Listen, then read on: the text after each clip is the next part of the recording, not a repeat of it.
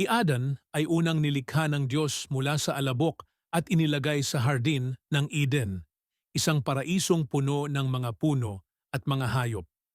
Sa kabila ng lahat ng ito, nakita ng Diyos na hindi mabuti para kay Adan na mag-isa, kaya't nilikha niya si Eva mula sa tadyang ni Adan upang maging katuwang niya.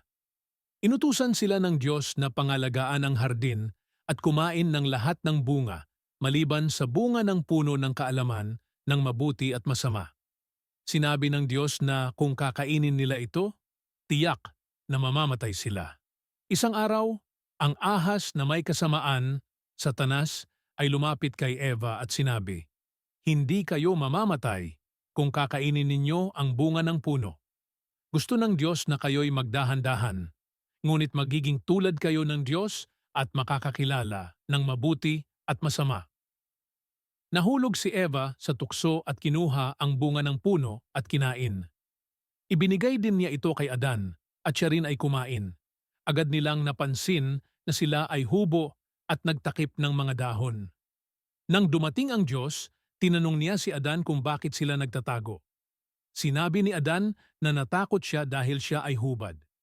Inamin niya na kumain siya mula sa ipinagbabawal na puno. Si Eva naman ay inakusahan ang ahas bilang dahilan ng kanyang pagkakamali. Bilang parusa, isinumpa ng Diyos ang ahas at sinabi na maghihirap si Eva sa panganganak at ang relasyon nila ni Adan ay magbabago. Si Adan naman ay magtatrabaho ng mahirap upang makakain. Bilang huling hakbang, pinalayas sila ng Diyos mula sa hardin ng Eden upang hindi nila makuha ang puno ng buhay at mabuhay magpakailanman sa kanilang kasalanan.